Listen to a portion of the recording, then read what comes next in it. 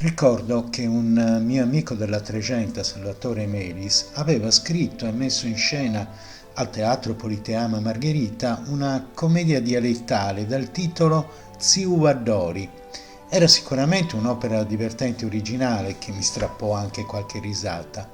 Alla fine esposi ai miei amici, ancora eccitati per le continue risate, le mie riserve su questo genere di lavori che mettevano in ridicolo la tradizione contadina e pastorale, parodiandone gli atteggiamenti e il linguaggio.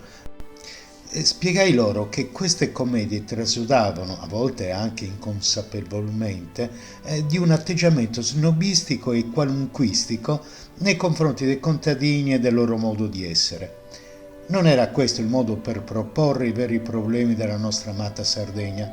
Ho sempre creduto infatti che la funzione degli intellettuali, degli scrittori in particolare, sia quella di farsi interpreti delle vere istanze dei lavoratori, siano essi pastori, minatori o contadini, facendo emergere tutta quella cultura sotterranea, ingiustamente emarginata e derisa da quella egemone, anche per una malintesa idea di italianità. Nonostante lo scotto di 5 anni scolastici avventurosi, mi rimisi in carreggiata e fui promosso a giugno con quasi tutti 6, 2,7 in latino, un 8 in italiano orale.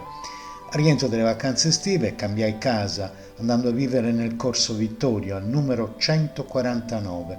Nel cambiamento ci guadagnai.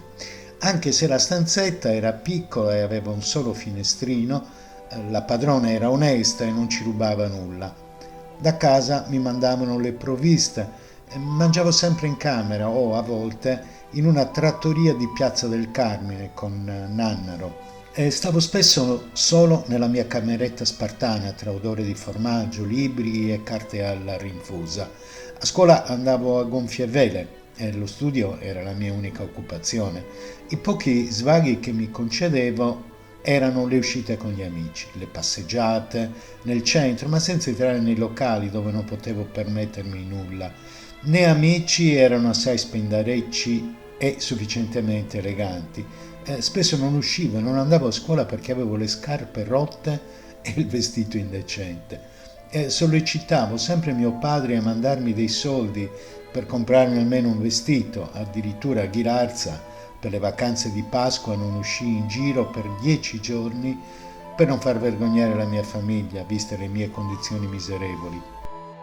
Grazie a Nannaro, diventato cassiere della Camera del Lavoro e segretario della sezione socialista di Cagliari, iniziai a frequentare il movimento socialista, partecipando attivamente anche negli ambienti giovanili alle roventi discussioni sui problemi sociali ed economici della Sardegna. A Cagliari, città mercantile, avevo toccato con mano la mia totale subalternità in termini economici, mentre a Ghilarza, dove la moneta era un referente secondario rispetto ai bisogni primari e dove vigeva ancora un robusto baratto, questo l'avevo soltanto intuito.